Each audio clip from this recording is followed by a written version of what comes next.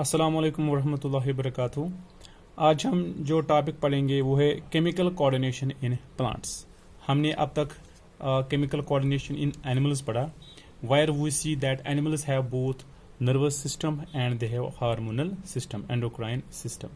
But if we see the plants neither have nervous system and nor they have muscles. So how they are controlled and coordinated? Now these plants, they are coordinated by chemical substances which are called as hormones or phytohormones. The growth, development and response to the stimulus in the environment in plants is controlled by chemical substances which are called as hormones or phytohormones. So plants में अगर हम देखेंगे तो इनमें जो control and coordination होती है वो होते हैं हार्मोन्स से। हार्मोन्स की वजह से ये control and coordination different activities को करते हैं। तो ये कैसे करते हैं control and coordination? These hormones control and coordinate the activities of plants by controlling one or the other aspects of growth, यानी कि ग्रोथ को कंट्रोल करते हैं और उन मूवमेंट से इस प्लांट में कंट्रोल एंड कोऑर्डिनेशन होती है। So we can say control and coordination in plants और these activities they are coordinated by these hormones which are called as phytohormones or hormones, as they control the activities by controlling the one or the other aspects of growth. So they are also called as plant growth regulators, these plant hormones. Now let's discuss the plant hormones. Now these plant hormones are these are chemical substances which are secreted by the plants, which diffuse all around the other cells and bring the control and coordination. They control, as I told earlier, they control and coordinate various activities which are actually the growth movements, और उनकी वजह से फिर इनमें control and coordination होती है। तो these plant hormones, they are also called as growth regulators or phytohormones. They help in control and coordination. Now there are many types of these plant hormones. Most important is auxin. Auxin is because it contains many hormones. These auxins were the first hormones which were identified, and these auxins were discovered by Charles Darwin and Francis Darwin. तो ये जो auxins होते हैं, they are produced in the shoot tips and root tips. जो plant का shoot होता है tips में और जो रूट टिप्स होते हैं जहाँ पर एक्चुअली ग्रोथ होती है, तो वहाँ पर ये पाए जाते हैं। अगर हम देखेंगे जो नेचुरल ऑक्सिन है तो indole acetic acid, it is the common natural auxin found, indole 3 acetic acid, and there are also synthetic these auxins like naphthalene acetic acid और 2,4-D. These are synthetic auxins, naphthalene acetic acid and 2,4-D. These are the synthetic auxins. Indole 3 acetic acid is the natural auxin. Indole 3 acetic acid. Now, if we see its function, the auxin, it with other hormones, as they many hormones together perform the various functions. These auxins, they control or they promote cell enlargement and cell differentiation. This cell enlargement, it helps in the growth of the plant. तो ये cell enlargement में help करता है और cell differentiation में, तो जिसकी वजह से ग्रोथ प्लांट में होती है, तो हम कहेंगे ये प्लांट में ग्रोथ प्रमोट करता है। It also promotes the growth of stem and fruits, तो सिटम और फ्रूट की ग्रोथ में भी हेल्प करता है। And it also helps in the parthenocarpy. Parthenocarpy means production of seedless fruits. अगर हम आजकल देखेंगे ग्रेप्स जो होते हैं वो सीडलेस आते हैं, वाटरमेलन है वो सीडलेस आते हैं जिनमें सीड्स नहीं होते हैं अंदर से, तो उसको हम सीडलेस प्लांट्स और सीडलेस फ्रूट्स को प्रोड्यूस करने को हम पार्थेनोकार्पी कहते हैं। The production of seedless fruits, it's called as parthenocarpy, and auxins help us in that. It also helps us in the stimulate or we can say stimulation of the formation of new roots. यानी कि एक plant में जब नए roots बनते हैं तो root hairs या रूट्स, तो एक्चुअली जो टिप्स में होता है ये oxygen, they help in the their growth and they also help in the callus formation. What is this callus? तो अगर आपने टिश्यू कल्चर के बारे में कुछ सुना होगा या हम नेक्स्ट चैप्टर में पढ़ने जा रहे हैं, टिश्यू कल्चर मीन्स एक सेल से एक प्लांट ग्रो करना, एक सेल से, या हम कहेंगे फ्यू सेल से, तो उसको हम टिश्यू कल्चर कहते हैं। वहाँ पर हम क्या करते हैं, हम एक प्लांट की एक डिप्लॉयड जिसमें कि कंप्लीट क्रोमोसोम सेट्स होते हैं, उसको हम ग्रो करते हैं। तो जब उनको हम एनवायरनमेंट वैसा प्रोड्यूस करते हैं तो एक सेल जो होते हैं वो एक प्लांट में तब्दील होती है। First that cell change into this first that single cell divides and that forms a mass of cells, that mass of cells is called as callus. तो हम कहेंगे it helps in the callus formation और इनके से tissue culture. तो these are the functions of auxins. दूसरा है जिबेलिन्स। ये जो जिबेलिन्स है, these were discovered by Kurosawa. Kurosawa was the scientist who discovered them from a fungus, from a pathogen fungus. Pathogen means which causes the disease. That's known as Gibberella fugicuri. Gibberella fugicuri was the pathogen fungus from which these gibberellins were discovered by E. Kurosawa. E. Kurosawa ने ये discover किए थे। तो अगर हम देखेंगे सबसे जो कॉमन जिबेलिन्स है इस ग्रुप में, वो है gibberellic acid 3। Gibberellic acid 3 is the common gibberellin found in the plants and it is also found in the growing tips. Now if we see its function, it helps in the cell enlargement and cell differentiation but in presence of auxins, यानी कि अकेले नहीं करता है, in presence of auxins।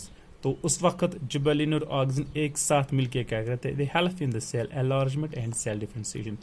तो मैंने पहले ही कहा ये जो हार्मोन्स होते हैं, एक हार्मोन बहुत सारे ऐसे फंक्शंस कंट्रोल करता है जो दूसरा भी कंट्रोल करता है। तो यहाँ पर जब हमने देखा auxin helps in the promoting of cell enlargement and cell differentiation, and these gibberellins they are also help in the cell enlargement and cell differentiation but in presence of auxins. Although auxin can alone help in the cell enlargement and differentiation, but gibberellins also help but in presence of the auxins. These gibberellins also help in the bolting. We can say they induce bolting. Bolting का मतलब होता है growth of internodes। हम ऐसे बहुत सारे plants देखे जिनमें इंटरनोड्स काफ़ी लंबे होते हैं, लाइक स्पाइनिश इज देयर। तो वहाँ पर क्या होता है, वहाँ पर इन ग्रोथ जो होते हैं इन इंटरनोड्स की, वो यहाँ पर देखेंगे जिबेलिन्स कंट्रोल करता है और उसको हम बोल्टिंग कहते हैं।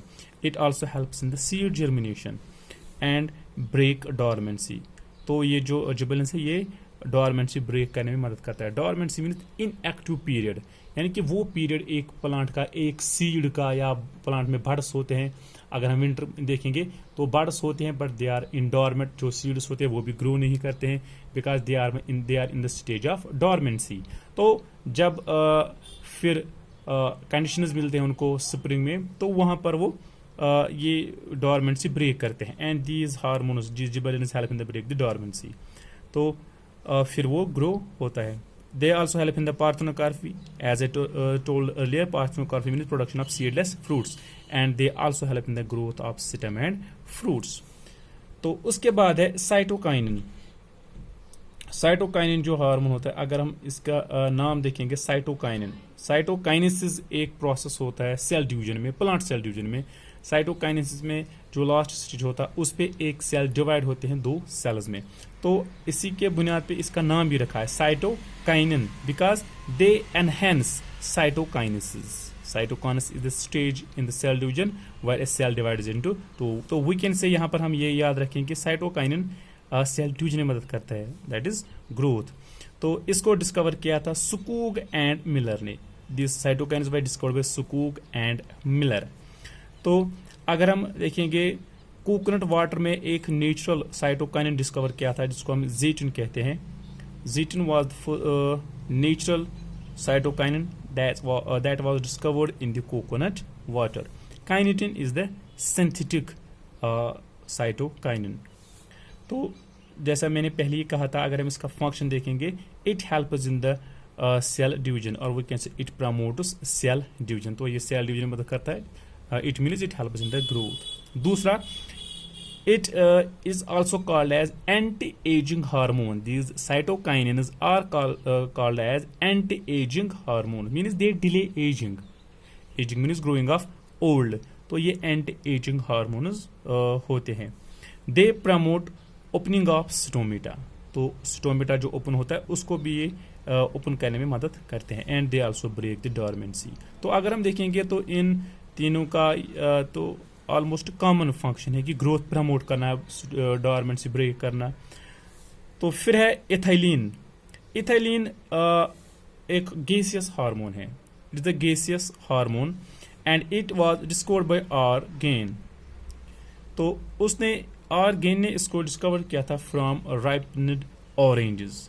ऑरेंज जो राइप हुए थे उनसे वहां पर अनराइप बनानास भी थे, तो जिसकी वजह से वो बनानास भी राइप हो गए।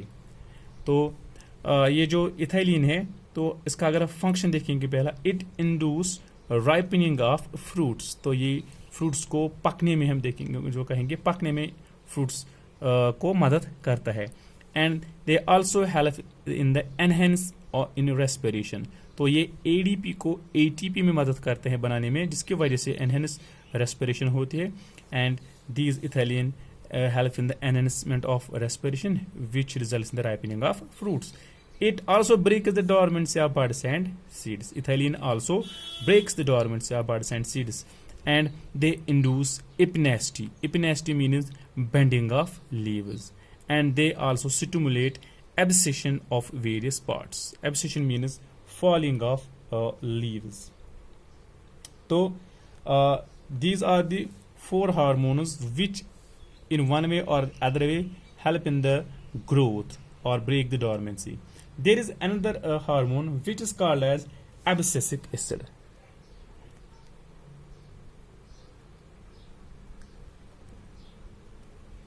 Abscisic acid is another hormone which is growth inhibitor. अगर हम इन चारों को देखेंगे, ऑक्सिनस, जिब्रेलिनस, साइटोकाइनस और इथाइलिन का, तो ये ग्रोथ प्रमोटर है, ग्रोथ रेगुलेटर्स है। But this abscisic acid, this is growth inhibitor. तो ये ग्रोथ को इनहिबिट करता है। इट